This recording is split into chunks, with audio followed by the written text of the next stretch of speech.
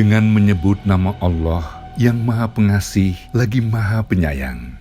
Orang-orang yang beriman kepada Al-Quran yang diturunkan kepadamu Muhammad dan kitab-kitab yang telah diturunkan sebelum engkau, dan mereka yakin akan adanya akhirat, merekalah yang mendapat petunjuk dari Tuhannya, dan mereka itulah orang-orang yang beruntung. Bismillahirrahmanirrahim. Assalamualaikum warahmatullahi wabarakatuh. Apa kabar ibunda yang hebat-hebat semua dan pemirsa dimanapun berada?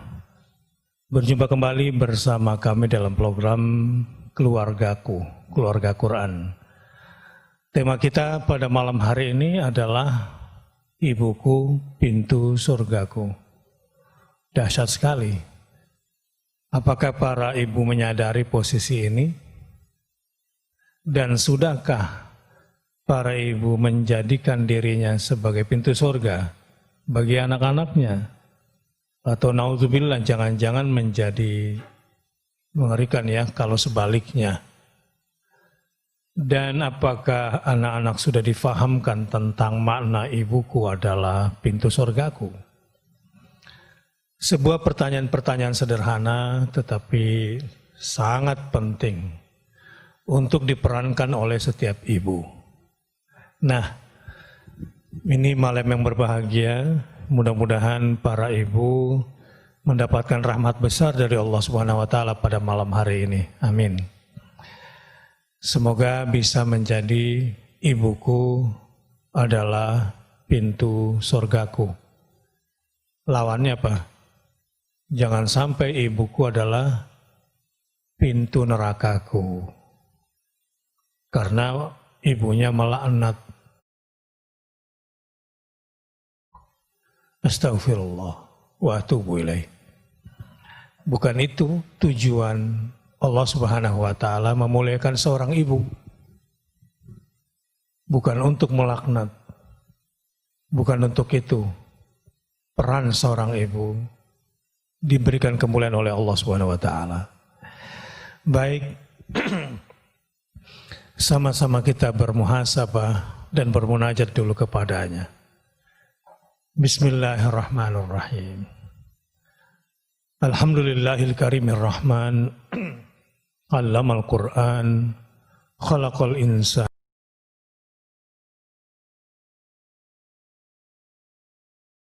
Wa asyhadu an Allahumma fasalli wa sallim wa barik ala nabiyyina wa habibina wa syafi'ina wa qaidina wa maulana Muhammadin sallallahu alaihi wasallam wa ala alihi wa sahbihi. Subhanaka la ilma lana illa ma 'allamtana innaka antal alimul hakim. Subhanaka la ilma lana illa ma 'allamtana hakim. Subhanaka la ilma lana illa ma 'allamtana innaka antal alimul hakim. Rabbi zidni ilma. Bismillahirrahmanirrahim. Allahumma ati anfusana taqwaha, zakkiha anta khairu man zakkaha. Allahumma inna nas'aluka al-huda wat-tuqa wal-afafa wal-ghina. Allahumma anfa'na bima 'allamtana wa 'allimna ma yanfa'una warzuqna 'uluman tanfa'una fid dini wad dunya wal akhirah. Rabbana zidna ilma. Subhanallah wa bihamdih adada khalqih wa ridha nafsih wa zinata arsyih wa midada kalimatih. Ya Allah, Maha Suci Engkau yang telah menciptakan makhluk yang bernama seorang ibu, Al-Ummu. Sebuah kata yang pendek itu tetapi mengandung arti dan makna yang sangat dalam dan banyak sekali. Al-Ummu, ibu. Dialah sumber dari percikanmu yang berasal dari percikan asma'mu ya Hayyu ya Qayyum. Sehingga terlahirlah keturunan anak manusia lalu berkembang biaklah, dan dari ibu terlahir segala keturunan dari kalangan manusia di muka bumi. Ya Allah, Maha Suci Engkau yang telah memberikan kasih sayang yang sangat luar biasa kepada setiap ibu. Ya Allah, kekuatan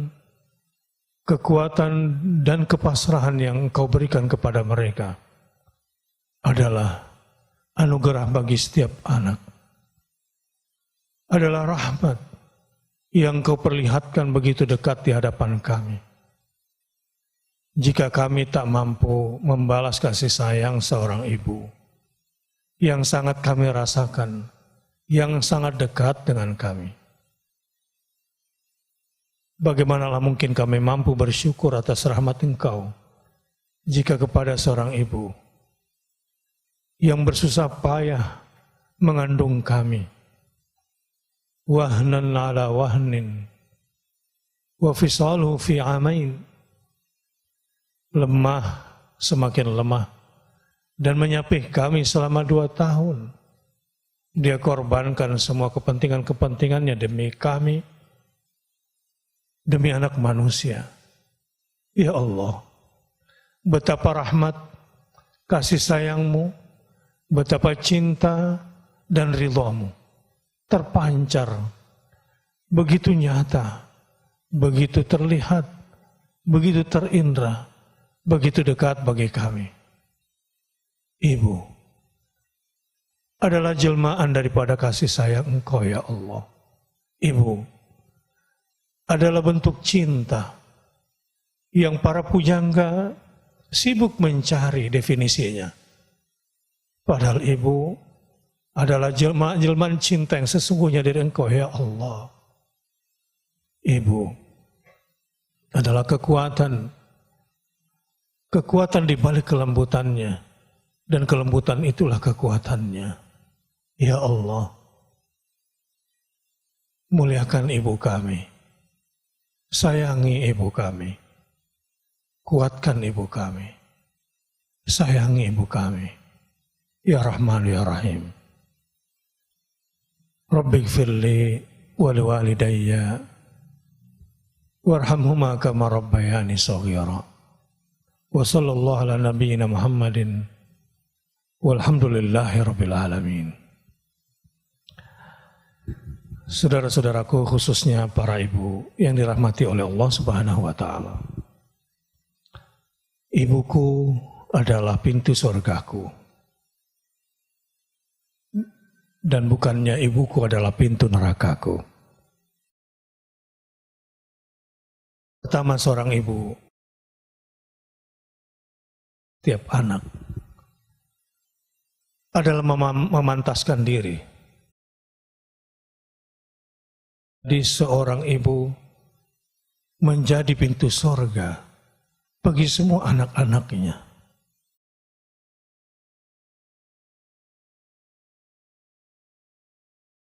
Adalah ibu-ibu yang berjuang memantaskan dirinya menjadi pintu surga.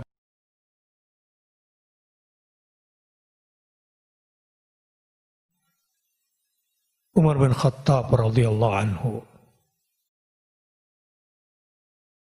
Penting betapa Umar bin Khattab bisa terjaga kesucian dirinya karena seorang istri.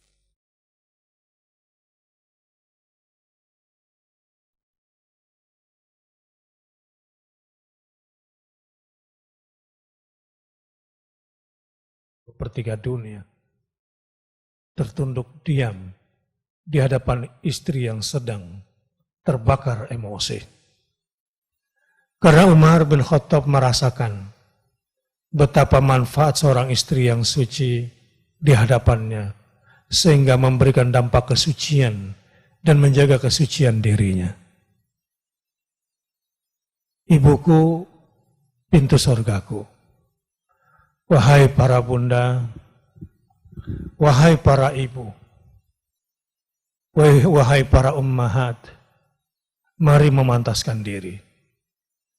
Allah yang telah memberikan kedudukan kalian begitu terhormat. Allah yang memaksa manusia untuk tunduk di hadapanmu. Allah yang telah memberikanmu privilege. Allah yang telah memberikanmu hak. Allah yang tundukkan para anak dengan semua kekuatan dan kelebihan mereka di hadapanmu, hai ibu. Lalu di manakah engkau? Di manakah engkau di hadapan Allah Subhanahu wa Ta'ala? Dengan semua predikat mulia itu, dengan semua fasilitas istimewa yang Allah berikan kepada engkau, hai para ibu. Di mana dirimu? Para ibu, semua anak, dengan semua kejeniusannya, dengan semua kekuatannya, dan engkau barangkali sangat lemah dibanding anak-anakmu secara intelektualitas, atau bahkan secara fisik. Tetapi anak ditundukkan oleh Allah Subhanahu wa Ta'ala untuk tunduk kepadamu, agar memuliakanmu, agar menghormatimu. Pertanyaannya adalah, sudahkah dirimu, wahai para ibu, memantaskan dirimu untuk menjadi seperti yang Allah inginkan? Mari sama-sama kita renungkan ayat-ayat Al-Quran terkait dirimu, wahai ibu. Inilah privilege-mu. Inilah yang Allah berikan kepada engkau. Sebuah kemuliaan, sebuah ketundukan. Sudahkah dirimu, wahai ibu, memantaskan diri? Sudahkah dirimu, wahai ibu, berjuang untuk menjadi seperti yang diharapkan oleh para anak dan keluarga? Ibuku adalah pintu surgaku. Di dalam surat Maryam, surat ke-19 ayat 32, bagaimana Isa Al-Masih sangat cinta kepada ibunya. Dan disebutkan kepantasan ibunya menjadi seorang ibu. A'udzu billahi minasyaitonir rajim. Bagaimana Maryam memantaskan dirinya menjadi pintu surga bagi anak-anaknya lewat sebuah pendidikan. Pendidikan dari kepantasan seorang ibu menjadi ibu. A'udzu billahi minasyaitonir rajim. Wa barran biwalidati wa lam yaj'alni jabbaran syaqiyya. Dan berbakti kepada ibuku. Dan ibuku tidak menjadikan aku seorang yang sombong lagi celaka.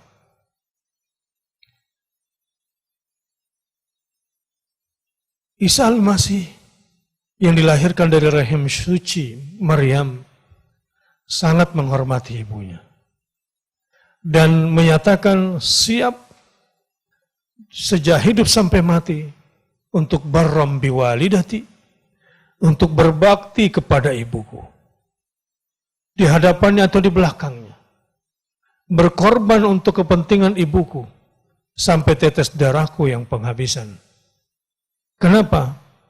Karena ibuku walam yaj'alni jabbaran syaqiyya. Karena ibuku tidak pernah mendidik aku menjadi orang sombong, lelaki angkuh, dan tidak pula menjadikan aku orang yang sengsara. Ibunya telah menjadikan rahimnya sebagaimana mestinya. Rahim. Ibunya, Maryam, telah memantaskan diri. Sejak dalam buayan, ibunya telah menjadikan rahimnya seperti yang Allah kehendaki. Dan pendidikan yang diberikan oleh Maryam kepada anaknya sejak di dalam rahimnya, seperti namanya, Rahim, adalah diambil dari sifat dan namanya Allah Subhanahu wa Ta'ala, Rahim. Dan di luar itu, Maryam menciptakan jagat raya ini adalah rahim lain yang menjadi perpanjangan bagi rahim organ tubuhnya. Dia jadikan lingkungan rumah tangganya, lingkungan keluarganya adalah rahim bagi anak-anaknya. Mulai dari pelukannya, Pelukannya adalah perpanjangan daripada rahim organ tubuhnya. Lingkungan yang dibentuknya adalah rahim yang disiapkan untuk anaknya. Bahkan cita-cita, karakter yang dibentuk ke dalam jiwa anaknya adalah rahim, perpanjangan daripada rahimnya. Wabarram biwalidati walam yaj'alni jabbaran. Dia tidak menjadikan aku seorang yang sombong, lelaki yang sombong, dan tidak merekayasa aku menjadi orang yang sengsara. Ada dua tafsir tentang ayat 32 di surah Maryam ini yang mirip.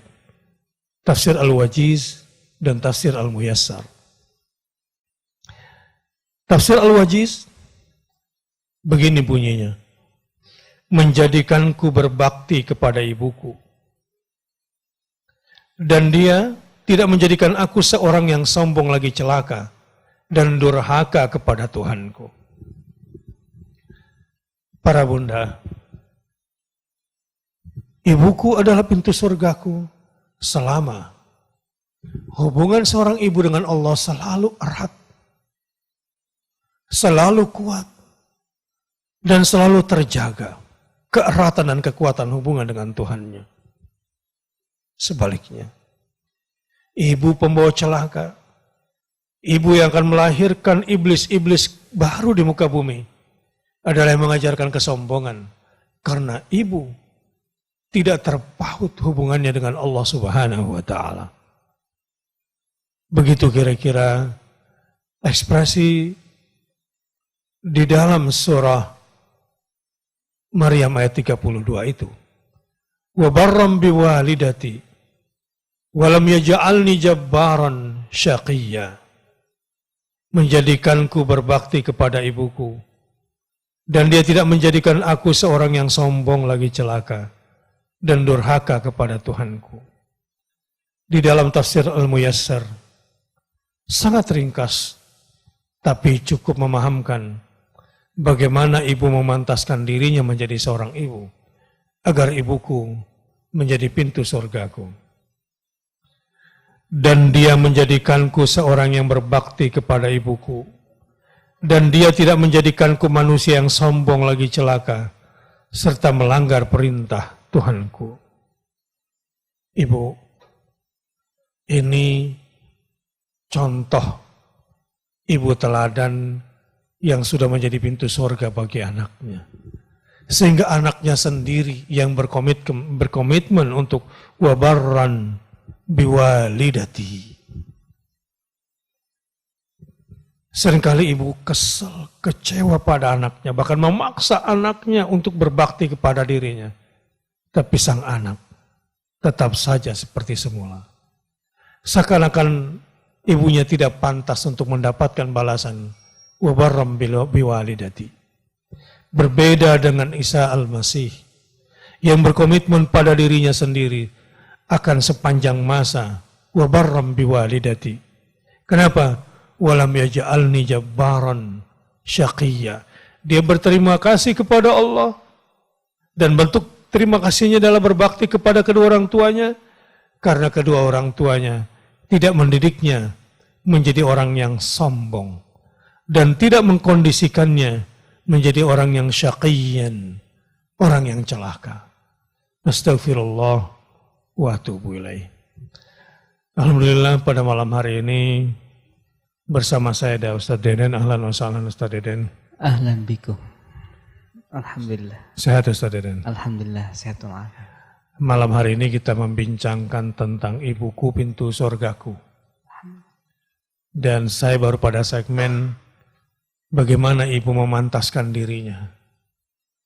Allah sudah kasih nih kehormatan, kasih kemuliaan pada seorang ibu. Dan anak tidak punya pilihan kecuali harus berbakti kepada kedua orang tuanya. Nah, tapi pertanyaannya, apakah ibu-ibu ini sudah memantaskan diri menjadi pintu surga bagi anak-anaknya? Nah, tadi saya bacakan surah Maryam ayat 32 Ustaz Deden. Nabi Isa salah satu poinnya kan mengatakan wabarron biwalidati Walidati. walam yaj'alni jabbaron syaqiyya.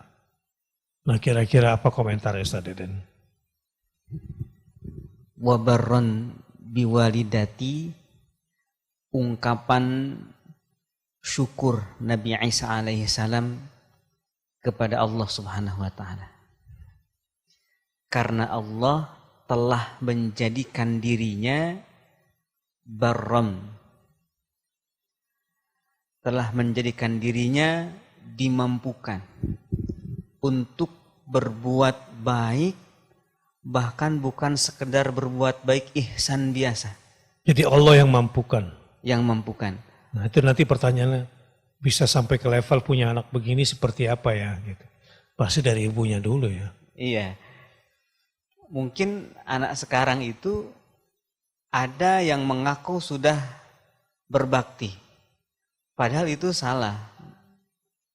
Yang pantas diucapkan oleh seorang anak itu, Allah telah menjadikan dirinya dimampukan berbakti. Makanya ibu harus membantu. Iya. Membantu anaknya, menjadikan anaknya baron. Mengenal Allah. Ya, ibu membantu anak agar Allah menjadikan Jadikannya. anaknya birrul walidah. Birrul walidat. Kalau Nabi Isa kan tidak punya ayah, Iya. sehingga hanya ibunya. Dan di surah Maryam ini Nabi Yahya juga disebut wabarron biwalidayhi. Biwalidayhi. Ini merupakan jawaban Allah Subhanahu wa taala Iya. terhadap Nabi Zakaria dan istrinya dan juga Siti Maryam. Tidak semua nabi di dalam Al-Qur'an dikisahkan tentang birrul walidainnya. Hanya Nabi Yahya dan Nabi Isa saja yang disebut barron biwalidayhi dan barron biwalidati. Ini karena bisa dilihat perjuangan panjang orang tua untuk bisa Allah berikan keturunan kepadanya.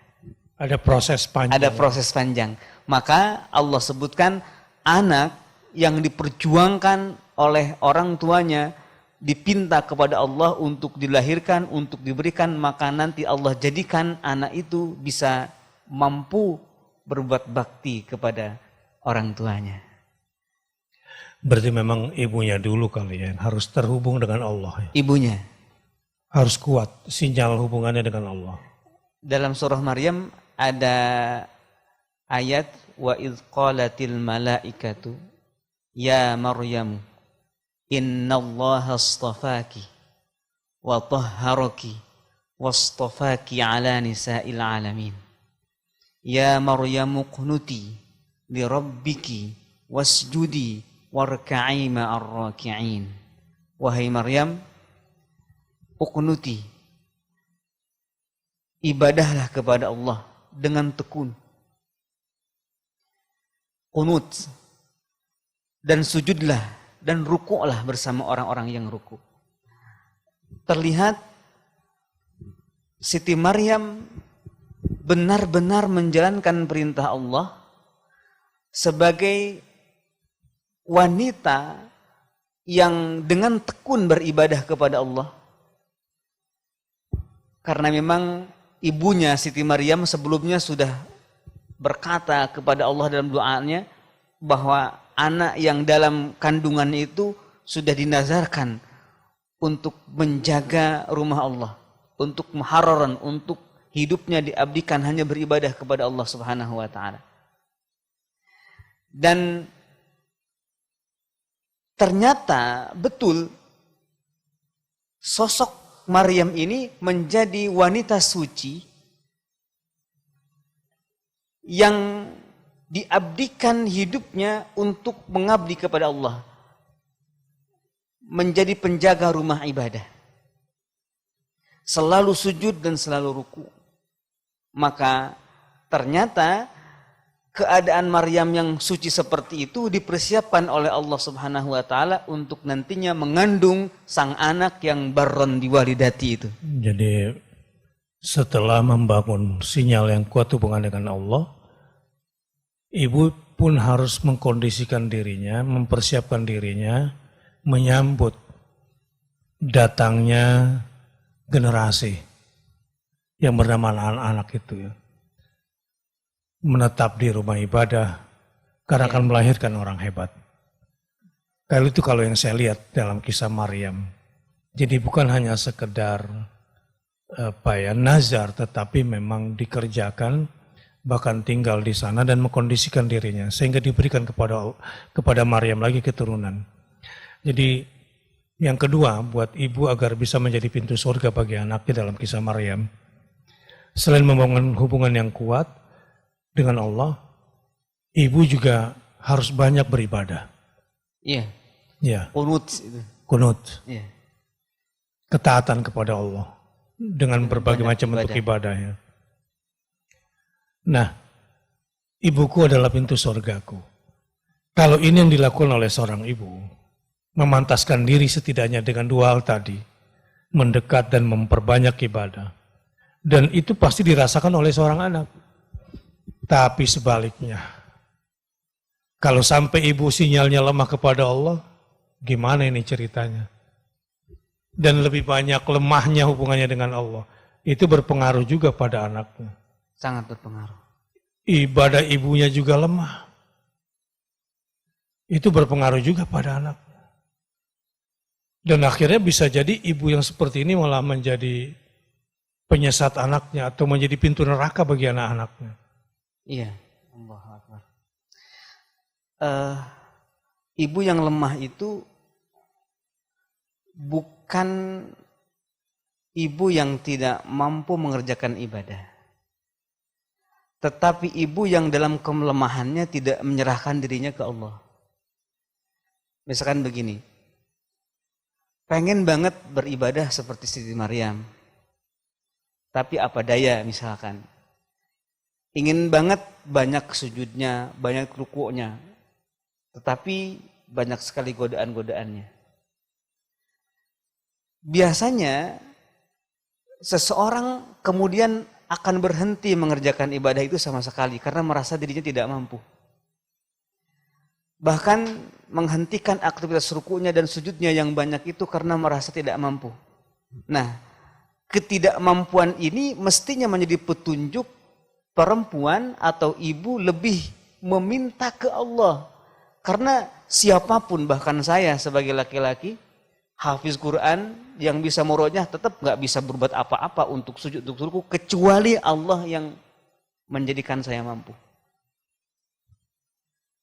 Ya ini dalam hal ini seperti level tinggi gitu. Siti Maryam kan qunut, selalu beribadah, selalu sujud, selalu ruku. Terus wanita kita, orang biasa gimana? Apakah bisa seperti itu? Menetap di rumah ibadah. Nah, maka tetap dalam hatinya harus punya cita-cita setinggi itu. Tetapi ketidakmampuan dirinya untuk sampai ke sana, jangan menjadikan dirinya kecil hati. Justru kelemahan itu untuk menjadikan dirinya lebih banyak meminta dan bergantung ke Allah. Lebih banyak meminta dan bergantung kepada Allah. Bergantung kepada Allah.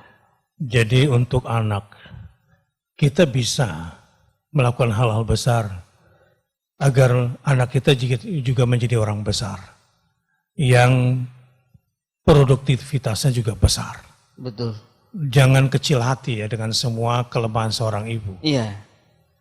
Ibu harus punya optimisme gitu. Optimisme. Kan misalkan ada ibu muda, pemahaman agamanya masih belum banyak, masih belum bagus. Bahkan misalkan untuk membimbing, menemani murojaah Quran juz amat saja belum bisa. Iya. Nah, itu bukan jadi alasan untuk tidak punya cita-cita tinggi seperti ibadahnya Siti Maryam. Iya. Tetapi ketika dirasa ternyata betapa jauh itu, maka kelemahan itu menjadi alasan dia untuk dekat, meminta ke Allah karena segala sesuatu itu akan sampai ke situ bukan karena kemampuannya, tetapi karena Allah yang menjadikannya mampu. Itulah Bunda. Jadi mari memantaskan diri dengan membangun hubungan yang kuat kepada Allah dan kunut dalam ibadah. Sungguh-sungguh dengan penuh ketaatan. Dan yang ketiga adalah bangunlah optimisme selalu. Bahwa tidak ada yang tidak mungkin untuk menjadikan anakmu orang yang hebat dan engkau bisa menjadi pintu surga bagi anakmu. Ketika engkau pun membangun optimisme pada jiwa anakmu. Nah Ustaz Deden, ada yang menarik di surah Luqman ini. Surah Luqman. Yang sudah sering kita bicarakan tentang wawasoinal insan biwalidayhi hamalathu ummuhu wahnan ala wahnin wa fisaluhu fi amain anishkurli wali walidayka ilayyal masir. Ada banyak yang bisa kita bidik di ayat ini sebetulnya, tetapi 2 poin saja. Betapa Allah langsung yang perintahkan anak manusia untuk berbuat baik kepada kedua orang tuanya. Tetapi yang dijadikan contoh kasus adalah ibunya, bukan ayahnya. Bukan ayahnya. Ibunya lah yang telah mengandungnya dalam keadaan lemah yang bertambah-tambah dan menyapihnya dalam 2 tahun.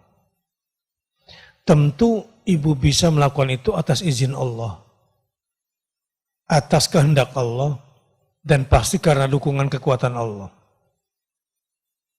Seandainya nih, kan banyak nih babysitter. Babysitter itu loh, pengasuh anak. Ya, saya tahu.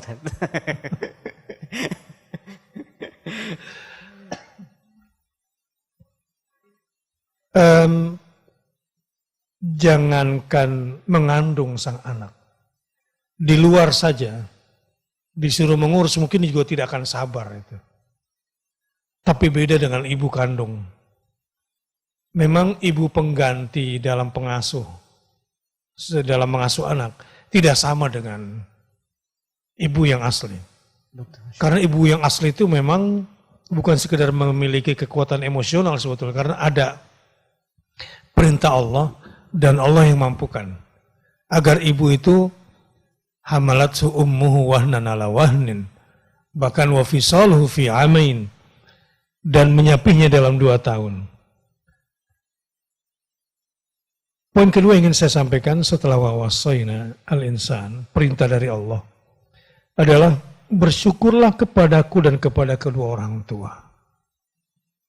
Nah ini bagaimana ibu khususnya memantaskan diri setelah dijadikan contoh kasus, menjadi tempat bagi anak-anak paling bersyukur kepada Allah lewat ibunya. Ini dari 2 ayat ini yang saya kira menarik. Jadi wawasoina dan anishkurli.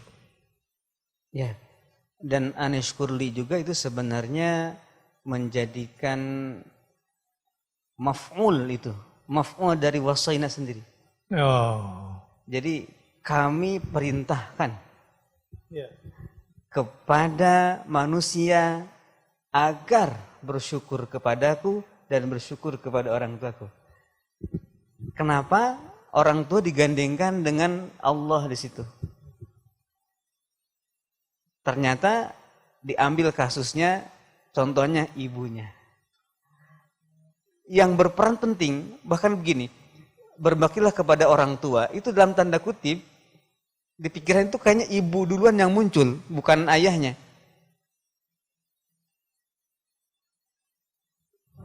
Bahkan ada cerita, banyak cerita durhaka kepada orang tua itu lebih kepada durhaka ke ibu. Iya, lebih kepada ke ibunya yang ke ibu biasanya. paling berbahaya ya. Karena memang dalam Quran juga begitu. Iya. Dan ibu itu dibanding ayah, di mana anak ini bertemu dengan ibu dalam keadaan ibu masih hidup dan dalam keadaan sudah tua dan ayahnya sudah meninggal. Sehingga apalagi pada zaman jahiliyah di Mekah, di mana harkat wanita itu di mata orang-orang jahiliyah saat itu. Jadi rendah. Tetapi ternyata Al-Quran mengangkat. Ya. Biasanya kan ayah itu sombong tuh. Dengan kunyah-kunyahnya. Anak Abu Fulan, anak Abu Fulan. Ternyata dalam Quran nggak gitu. Ayah tenang dulu nih. Yang paling berjasa tuh ibu. Kira-kira begitu. Istri. Jangan terlalu kegeeran Dan ya. kegeeran. saya, Kalau ya. orang Arab tuh Abu Fulan gitu. Iya. Sehingga, Padahal banyak berjasa ibunya ya. padahal yang paling banyak berjasa, yang secara langsung kontak dengan anak itu, ya ibunya. Kalau ayahnya kontak nggak langsung. Misalkan dengan wabima anfaqu min amwalihim, itu tidak langsung. Tetapi yang langsung itu adalah Iya. ibu anak itu. Bahkan air susunya, Betul. bahkan sudah di dalam rahimnya langsung itu. Iya. Walaupun ada saham ayah di situ tentunya. Ada, tapi tidak langsung. Tidak langsung. Baik. Jadi di sini ketika Allah langsung yang perintahkan kepada anak-anak untuk berbakti kepada kedua orang tua, lalu ibu dijadikan contoh kasus, ini kan given kalau saya melihat ya, bagaimana Allah memuliakan ibu khususnya untuk mendapatkan haknya dimuliakan oleh anak. Ini sepertinya hukum ilahiyah gitu ya. Iya. Nah, tapi targetnya sampai anak bersyukur, berterima kasih kepada ibunya. Selain berterima kasih kepada Allah kan. Iya. Nah di sini ada proses nih. Bagaimana ibu mampu mengolah nikmat Tuhannya yang akhirnya anaknya harus tunduk. Kemudian membuat anaknya kemudian bersyukur kepada Allah lewat ibunya itu. Nah ini kan ibu harus berjuang dalam hal ini. Iya. Apa yang harus dilakukan oleh seorang ibu? Tentu memantaskan diri tadi yang pertama saya katakan. Yang kedua, ya mendidik anak. Iya. Mendidik anaknya agar pandai bersyukur. Tetapi yang namanya anak manusia dengan semua keunikan dan anak itu juga berakal, maka ibu juga tidak bisa semena-mena menggunakan powernya, kekuatannya. Menuntut anak agar bersyukur. Misalnya dia mau kata begini, kamu tuh ya kurang bersyukur kepada Allah, sama mama nggak nurut gitu. Kan biasanya mama itu pakai pendekatan power. Iya. Ya. Sehingga anak-anak bukannya malah tambah senang sama ibunya, malah tambah kesel. Itu sebagian ibu ya, nggak semuanya. Sehingga kadang-kadang ibu akhirnya kesel. Oke, nanti ibu laporkan ke bapak ya. Kan gitu. Ada juga yang menyesal. Seandainya ibu tahu kamu begini, ibu nggak mau melahirkan kamu. Gitu. Katanya pas ditanya lagi, ngomong doang katanya. Ngomong doang. Pas disuruh dikejar ngomong doang katanya. Ya, tapi itu bisa berbahaya juga ya. Berbahaya kata-kata. Ya kata-kata itu berbahaya kan. Gimana Ustaz Deden? Saya mengaitkan syukur ini dengan lawannya yaitu sabar. Syukur dan sabar ini selalu berbanding seimbang, ya. Sabarlah sebagai orang tua, sabarlah sebagai anak. Syukurlah sebagai orang tua, juga syukur sebagai anak. Dan level syukur ini diletakkan di atas sabar biasanya. Meskipun kata Al-Ghazali, sabar dan syukur itu setara. Tidak ada sabar di bawah syukur, syukur di atas sabar, tidak. Tapi setara. Saya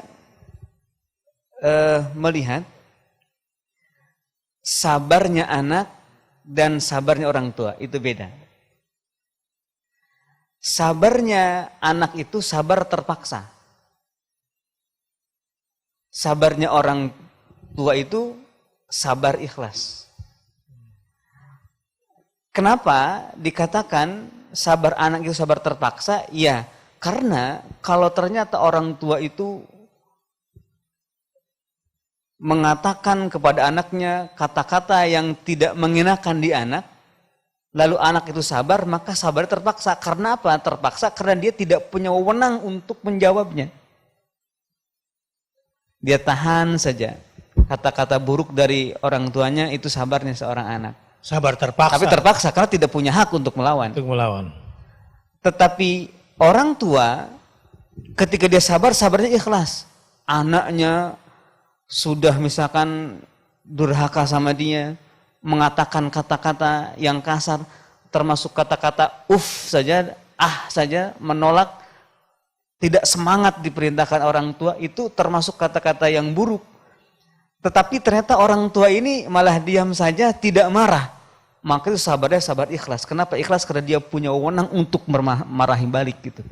Jadi sabar dan syukur ini bisa juga mewarnai ibuku adalah pintu surgaku. Betul.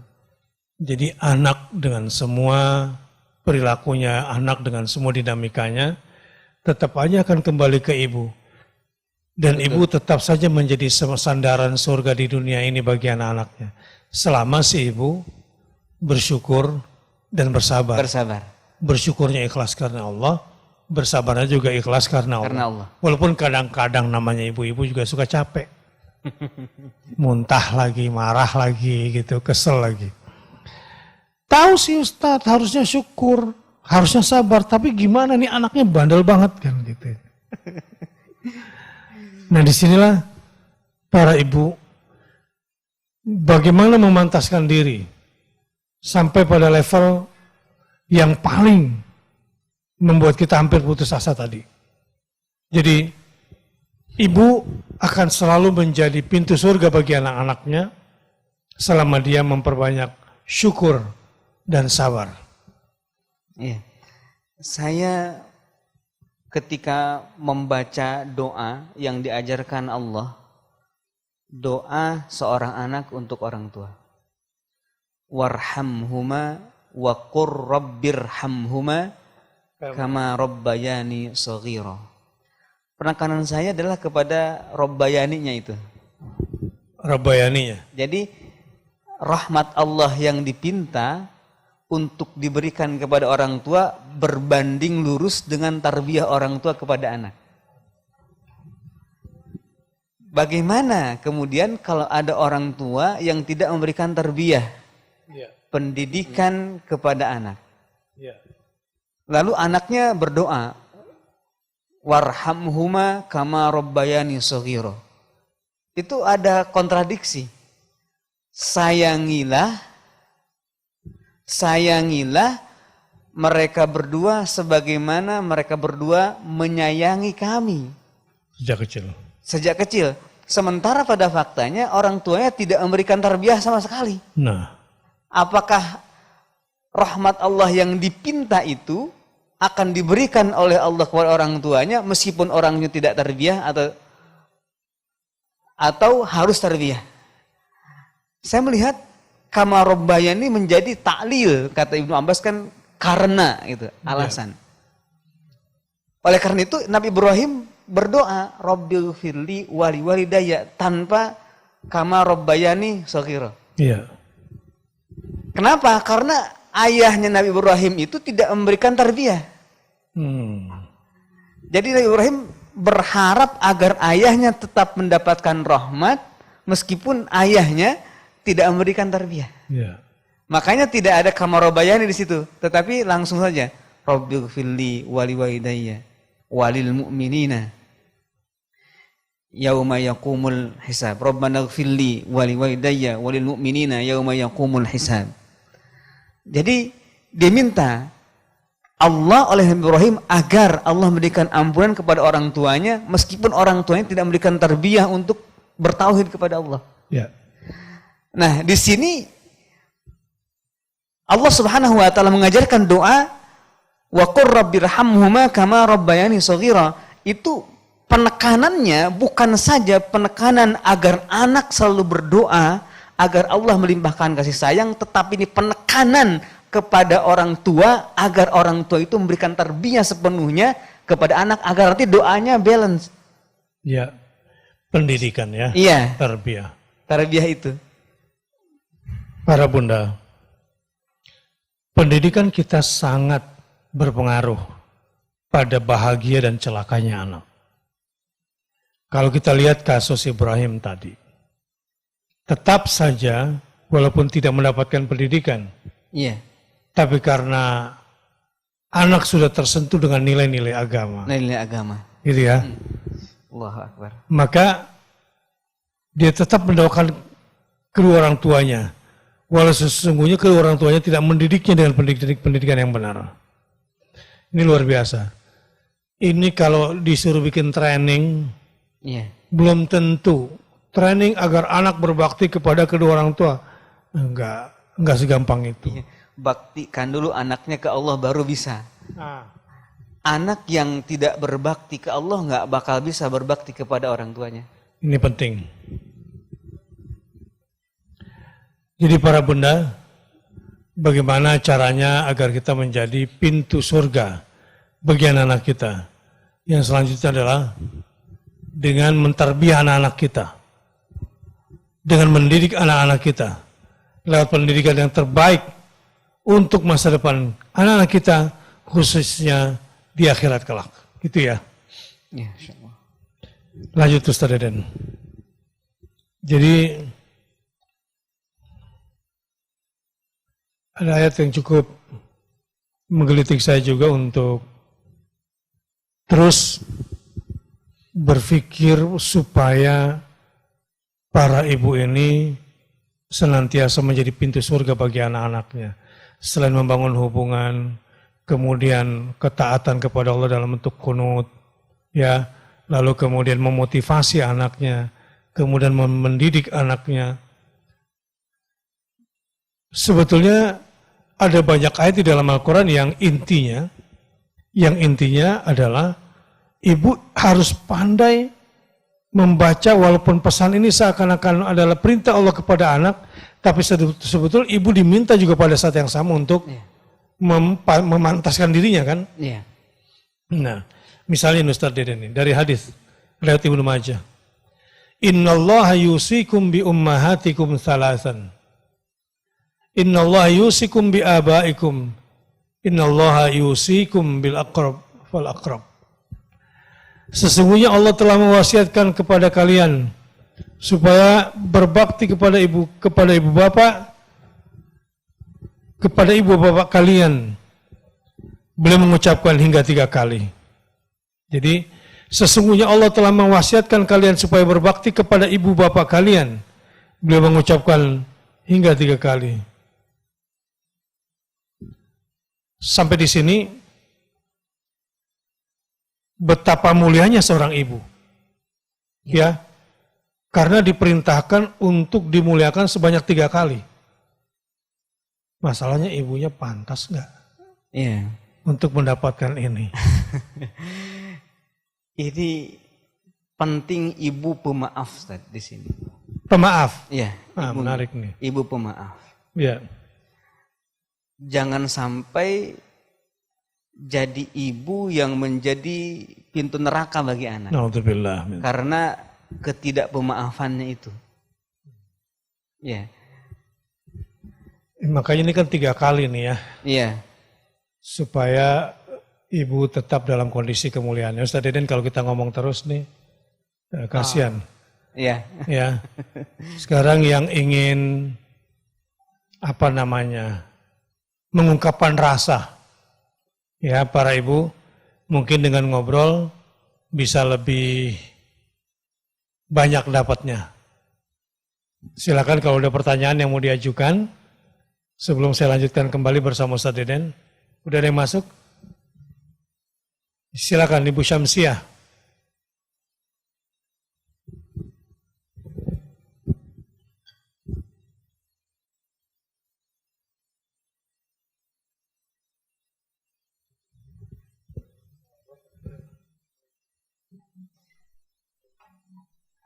Baik, nah ini dia Ibu Syamsiah, silakan. Waalaikumsalam. Assalamualaikum warahmatullahi. Ya, waalaikumsalam Ibu Syamsiah.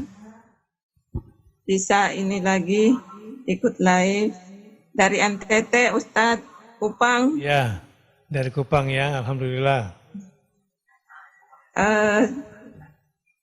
Sebelumnya saya ucapkan ini dulu.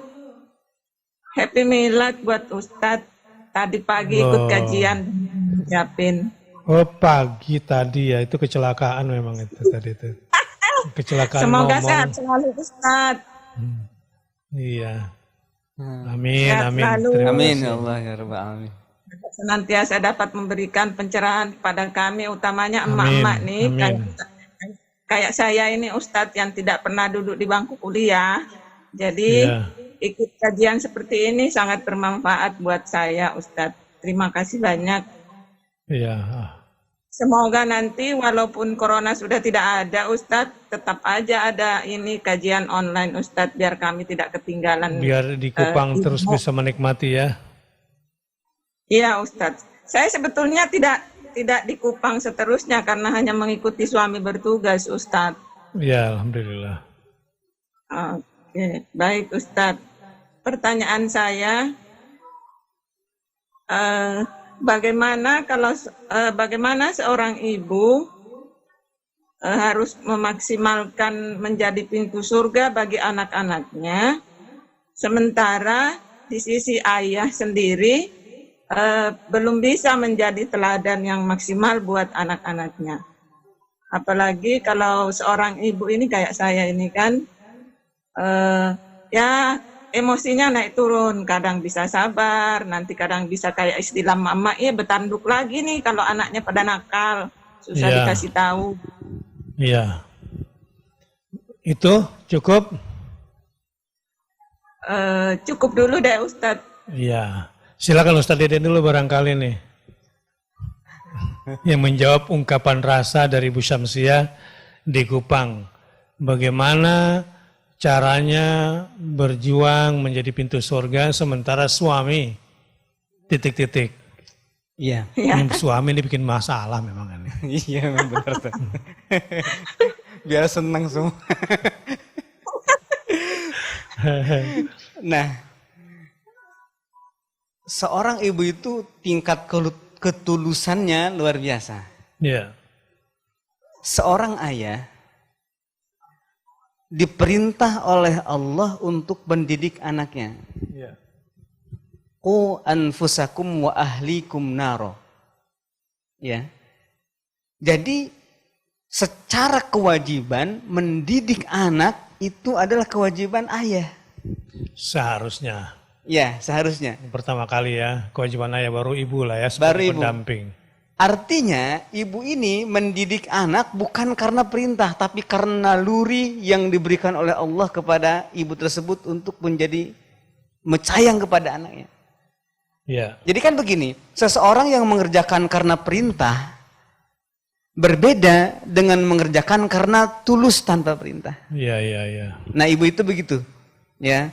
Jadi kalau kemudian bergantung kepada suami yang tidak ada teladannya, nah maksimalkan saja keikhlasannya itu tanpa perlu Ya nggak perlu dilemahkan lah ya dengan Iya. kondisi suami. dengan kondisi suami. Ya ikhlasnya Bu yang perlu dikuatkan.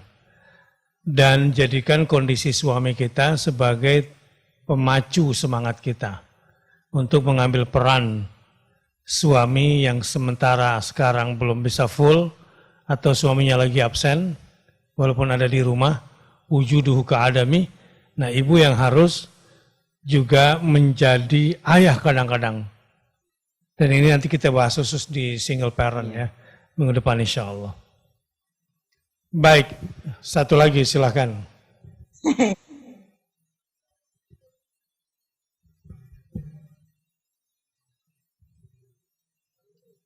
Suaranya Titik belum kedengaran. Ulangi. Silakan. Halo? Ya. Silakan Bu Syamsiah. Ya, satu lagi ya Ustadz ya. Ini kan curhat emak-emak, jadi banyak nggak apa-apa Ya. juga kali Ustadz ya. Ya. Di titik mana kita bisa melihat seorang ibu ini sudah menjadi pintu surga buat anak-anaknya? Tadi Karena kan sudah, kita juga- ya, titik yang paling penting kan begini. Ini kiasan pintu surga ini sebetulnya kiasan kan. Bagaimana mengajak anak satu dekat dengan Allah. Karena Allah lah sebetulnya pemilik surga itu. Dan pintu surga itu sebetulnya adalah apa ya kalau kita gambarkan tuh asma-asma Allah kan. Jumlah pintu surga itu sebanyak namanya, berarti tak terhingga sebetulnya. Dan ketika ibu-ibu mendekatkan diri ke Allah, lalu mengajak anaknya mendekatkan diri kepada Allah, itu berarti pada titik itu yang paling tinggi itu. Yang kedua, berkunut. Iya. Jelaskan Ustaz Deden yang kedua itu. Tekun beribadah. Mengajak anaknya istiqomah, konsisten. Istiqomah, konsisten. Tekun dalam beribadah. Yang Kalau ketiga, anaknya selalu susah memotivasi. diajak, Ustaz, Hah? kalau anaknya susah diajak, Ya memang harus berjuang lah. Bilang sama, kan begini, Allah itu punya barang dagangan yang harganya mahal. Innasil atallahi ghaliyah. Ya, Ya. barang dagangannya Allah itu mahal, apa itu? Surga, jannah. Harga rumput dibanding harga singkong mahalan mana, Bu? Ya, singkong lah. Ya mungkin ya. Iya. Ini kita bicara rumput ilalang ya, bukan rumput Jepang atau rumput mana gitu. Karena ngambilnya gampang. Sementara kalau singkong perlu kerja keras. Nah sekarang harga pasir di permukaan tanah dengan harga emas atau harga logam di dalam perut bumi, mahal mana? Ya mahal yang di perut bumi. Begitu pula tentang dagangan Allah yang bernama surga. Nah mengajak anak ke surga itu tidaklah mudah. Nah di sini maka kita harus berjuang, bekerja keras. Itulah kenapa kami mengambil tema pada malam hari ini, agar ibu-ibunya menyiapkan energi yang paling besarnya. Energi paling besar apa? Dua tadi udah kita bahas. Kalau hari ini dia bisa bangun subuh, alhamdulillah. Kalau besok nggak bangun, apa tuh? Sabar. Ya sabarnya terserah dengan innalillah misalnya, dan seterusnya. Betul, Ustaz. Itu ya diantaranya Ibu ya, titik-titik di mana seorang ibu sudah bisa menjadi pintu surga bagi anak-anak. Yang pertama, kedekatan dan hubungan dengan Allah, mengajak anak untuk konsisten beribadah kepada Allah, ya. Kemudian mengajak anak untuk senantiasa bersyukur kepada Allah, dan bersabarnya juga karena Allah Subhanahu wa taala. Ya, dan kalau anak susah diajak, memang rata-rata anak begitu. Bahkan surah Luqman sendiri, ketika Luqman mengatakan la tusyrik billah, dalam tafsir dikatakan bahwa anak itu memang susah nurut. Anak Luqman itu. Semakin enggak nurut, semakin kuat tuh hikmah dan kualitas ibunya sebagai pintu Ya, surga untuk anak itu. betul, karena memang sabarnya ibu tuh seakan-akan kayak menarik anak gitu kan ya. Iya. Sama kayak ibu dulu mengantarkan anak ke sekolah ya, betapa susahnya. Diajak ke masjid juga susahnya. Tapi sejalan dengan waktu insya Allah kesabaran ibu akan semakin menguat dan kekuatan Amin. ibu tidak akan disia-siakan oleh Allah Subhanahu wa taala kalau sudah dijalankan di jalan yang benar. Amin ya Baik. Allah Rabbal Alamin. Terima kasih Ustadz. Assalamualaikum Sama-sama Ibu, warahmatullahi Bu Syamsiah. wabarakatuh.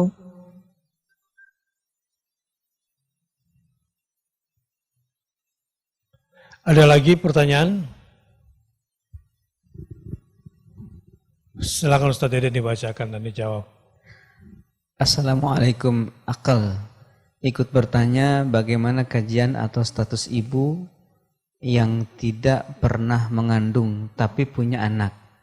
Jadi suami istrinya itu tidak punya anak tapi punya anak angkat.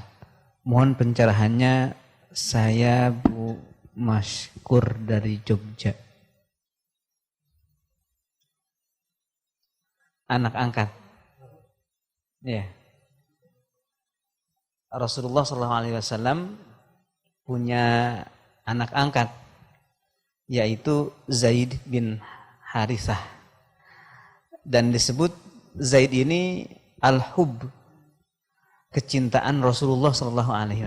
Jadi Rasulullah begitu mencintai Zaid, karena memang selain Rasulullah itu tidak dikaruniai anak laki-laki yang berumur panjang, juga karena Zaid ini memang punya karakter birrul walidain yang begitu bakti kepada orang tua. saat itu disebut Zaid bin Muhammad. Sampai kemudian turun ayat yang melarang menisbatkan seorang anak kepada ayah angkatnya, tetapi kepada ayah kandungnya. Nah, artinya meskipun seorang ibu itu tidak punya anak asli ya, anak angkat, maka bisa jadi rasa cinta itu seperti Rasulullah cinta kepada Zaid. Ya. Kepada Zaid. Disebut al-hubb, bahkan Usamah bin Zaid itu disebut al-hubbu ibnul hubbi. Cinta bin cinta Usamah bin Zaid itu. Usamah bin Zaid bin Harithah. Nah, hanya saja ada batasan-batasannya. Itu kan kalau anaknya laki-laki, anak angkatnya laki-laki, tetaplah ibu angkatnya itu bukanlah mahramnya. Kalau laki-laki. Sama halnya juga kalau anak angkat itu perempuan, maka ayahnya bukanlah mahramnya. Jadi tetap ya, tetap bisa dinikahi gitu. Dan juga karena itu bukan anak, maka tidak mewarisi. Itu kira-kira rasa sayang, jangan saya berlebihan sampai kemudian jadi anak angkat laki-laki sama ibunya seakan nggak ada batasnya. Kira-kira begitu. Mudah-mudahan Bu Maskur puas dengan jawaban ini. Selanjutnya Ustaz Deden. Assalamualaikum warahmatullahi wabarakatuh. Ustadz, bagaimanakah menasehati seorang teman yang suka mengumpat jika sedang marah kepada anaknya? Bahkan sering keluar, maaf, kata-kata seperti misalnya, nyesal mama ngelahirin kamu DSB. Jazakallah khair untuk arahannya. Jadi menasehati, jadi berarti orang itu ya, bukan ibu ini yang punya masalah ini, tetapi melihat orang lain tiba-tiba ketika marah kepada anaknya, berarti gini, orang tersebut suka marah kepada anaknya. Dan yang kedua, ketika marahnya sudah sampai kepada mengeluarkan kata-kata yang tidak pantas. Seperti menunjukkan tidak syukur kepada Allah Subhanahu wa taala. Bagaimana cara menasehati orang itu? Cara menasehatinya suruh mengajak kajian ini. Untuk ikut kajian ini. Iya. Karena barangkali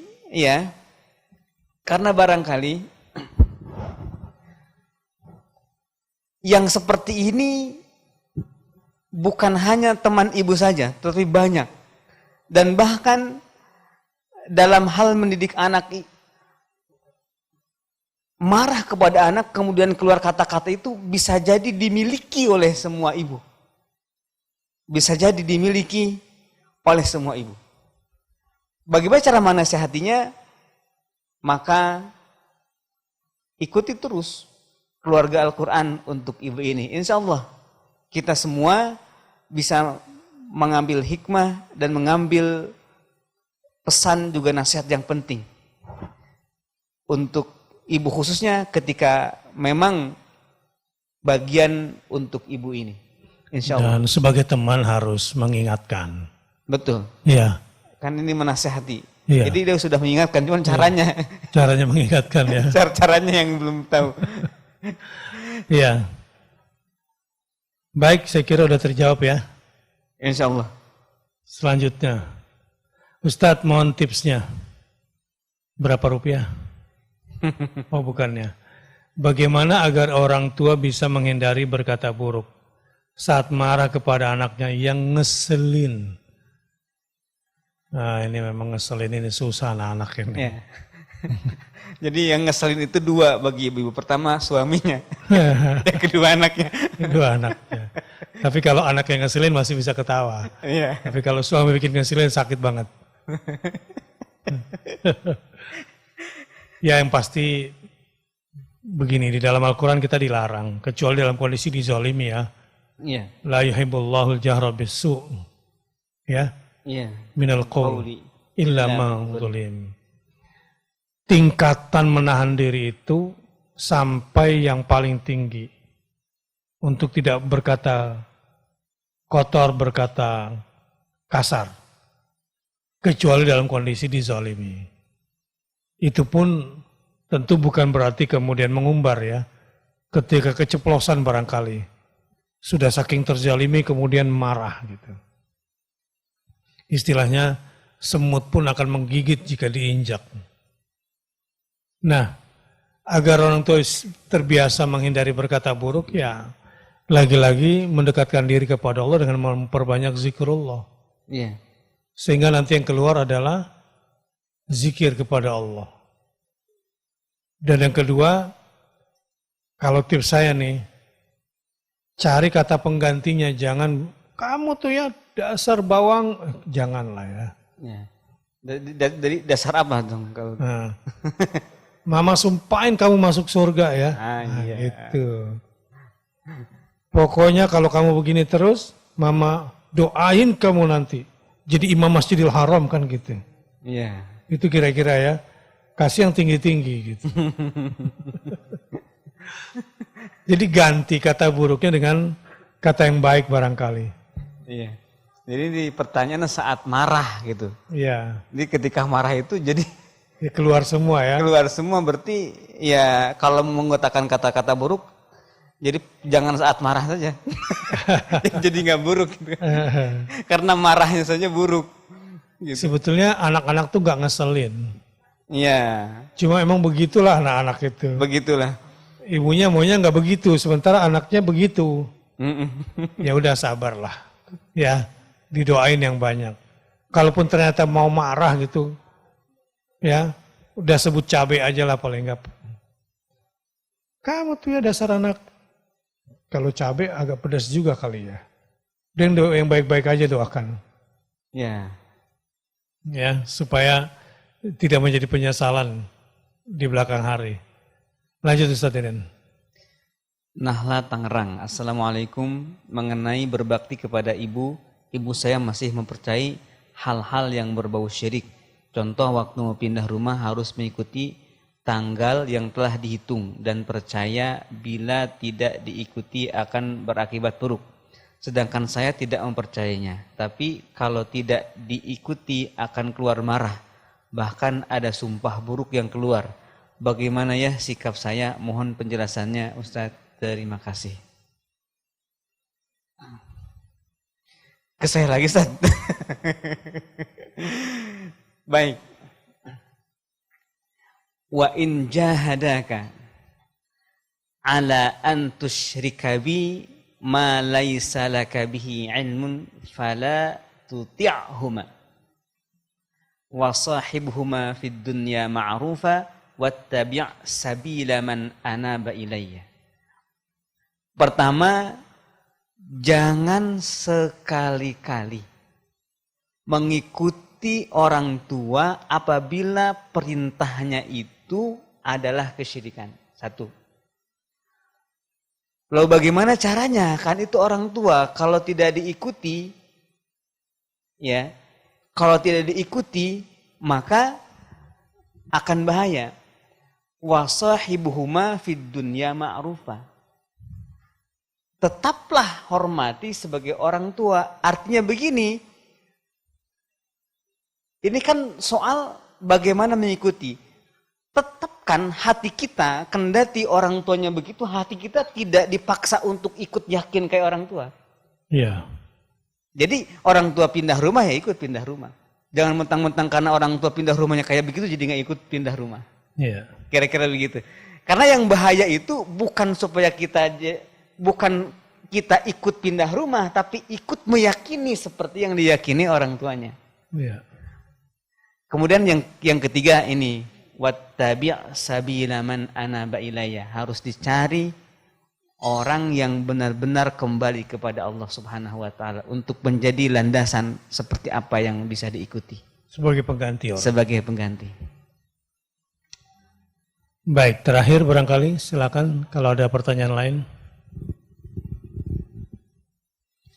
Ibu Riani, Jogja, karena tidak memiliki pengetahuan agama yang baik, suami saya sering membuli saya dengan anak-anak di depan anak-anak. Dulu saya sering sakit hati dan ingin membalas hal yang sama. Walau hal tersebut masih berlanjut. Saya mohon perlindungan dan pertolongan Allah, tapi saya sering sedih jadinya. Mohon nasihat Ustaz. Sering dicela suami di hadapan anak-anak. Direndahkan martabat seorang ibu. Gara-gara suaminya tidak mengenal ilmu agama. Kata rendahnya ilmu agamanya. Iya. Ini dari tadi banyak nih pertanyaan seperti ini. Jadi masalah suami yang tidak bisa menjadi suami. Nah ibu-ibu, ini perjuangan menjadi pintu surga bagi anak-anak. Khususnya ibuku pintu surgaku. Kalau ibu melihat suami kemudian tahulah ya, ibu suami ini ternyata ya kurang ilmu agamanya, kemudian sering mencela. Ya sabarlah. Jangan ikut menjadi bodoh seperti dia. Tuh anak-anak tahu kok. Siapa yang bijaksana, siapa yang tidak bijaksana. Siapa yang sesungguhnya baik, siapa yang tidak baik. Kalau ada orang yang membuli di depan kita atau suami membuli ibu-ibu di depan anak-anak, nggak usah terlalu terbawa emosi. Atau pada akhirnya bukan ibu yang menjadi hina, tetapi mereka yang menghina yang akan menjadi rendah di hadapan siapapun, bukan cuma di hadapan anak-anak. Nah, bersabar terhadap tuduhan, bersabar terhadap celaan orang lain juga akan menambah pahala. Pahala besar buat kita. Dan kalau kita ikut mencela juga, melawan juga, ya sudah apa bedanya kita dengan dia. Wallahu a'lam bishawab. Ada tambahan Ustaz Didin? Iya. Membuli itu dosa ya. Maksiat kepada Allah membuli itu. Yakni ketika seseorang membuli kita, maka kita ini sedang berada dalam keadaan taat ke Allah. Ya. Berarti posisinya terbalik.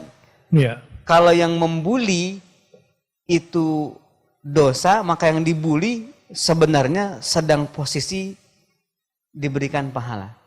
Mestinya yang menjadi terganggu pikirannya, gelisah itu yang membuli, bukan yang dibuli. Terbalik ya. Ya. Karena yang salah yang membuli, bukan yang dibuli. Kira-kira begitu. Ini kan di depan anak-anak.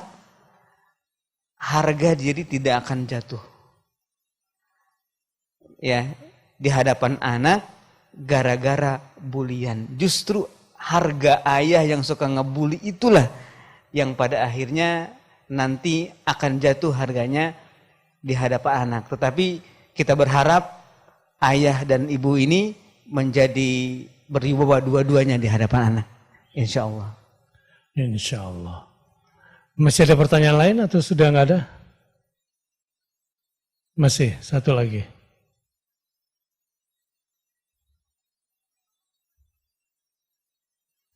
Ibu, Assalamualaikum warahmatullahi wabarakatuh. Selamat malam Ustaz. Saya Menik, seorang ibu yang tinggal di Kabupaten Bogor, ingin bertanya, anak saya dulu suka sholat. Tetapi setelah kuliah selesai dan bekerja kok tidak sholat lagi. Pada saat Ramadan selalu kami sediakan sholat bersama dan suami sebagai imam. Tapi setelah selesai Ramadan tidak sholat lagi. Bagaimana Ustadz, setiap sholat tahajud dan hajat selalu saya berdoa agar anak-anak saya menjadi anak yang solehah. Mohon arahan, terima kasih. Salatnya Ramadan saja. Salatnya Ramadan saja. Mungkin pertanyaan ini bagaimana ya agar anak itu sholatnya istiqomah terus setiap waktu, bukan hanya Ramadan saja, sebagaimana waktu dulu sebelum kuliah itu pernah rutin sholatnya. Kira-kira begitu. Karena mengajak anak untuk sholat itu seumur hidup. Sampai anaknya itu bisa istiqomah sholat, atau sampai orang tua nggak bisa ngajak lagi. Karena sudah tiada misalkan. Artinya ajakan orang tua kepada anak itu dengan sebaik-baik ajakan dan harus selalu terus-menerus dilakukan sampai anak itu bisa sholat terus-menerus dengan istiqomah, atau orang tuanya tak lagi sama pemerintah, akhirnya sudah tutup usia. Masya Allah. Jadi selama kita masih diberi hidup oleh Allah, berarti itu peluang besar untuk menjadikan surga untuk anak. Semoga Allah mampukan para bunda menjadi pintu surga bagi keluarganya dan bagi anak-anaknya. Baiklah sahabat-sahabat semua, pemirsa keluargaku, untuk ibu, moga-moga yang sedikit ini bermanfaat buat kita semua, dan mulai hari ini ibu-ibu akan memantaskan diri menjadi pintu surga bagi anak-anaknya. Insya Allah kita berjumpa lagi di program yang sama minggu depan. Marilah kita sama-sama tutup dan berdoa dipimpin oleh Ustaz Deden. Bismillahirrahmanirrahim. Ya dzal jalali wal ikram. Allahumma salli ala sayyidina Muhammadin fil awwalin wal akhirin wa barik wa sallim. Wa radiyallahu ta'ala an kulli sahabati Rasulillah ajma'in. Amin. Ya rabbal alamin. Amin. Rabbi ij'alni muqimas shalah wa min dhurriyyati. Rabbana wa taqabbal du'a. Amin. Rabbana ighfir li wa li walidayya wa lil mu'minina yawma yaqumul hisab. Amin. وصلى الله على سيدنا محمد وعلى آل سيدنا محمد والحمد لله رب العالمين. وصلى الله على نبينا محمد صلى الله عليه وسلم. سبحان ربك رب العزة عما يصفون وسلام على المرسلين والحمد لله رب العالمين. Demikianlah, dan mari sama-sama kita tutup dengan membaca doa kafaratul majlis. Subhanakallahumma wa bihamdika asyhadu an la ilaha illa anta astaghfiruka wa atubu ilaik. Wassalamualaikum warahmatullahi wabarakatuh.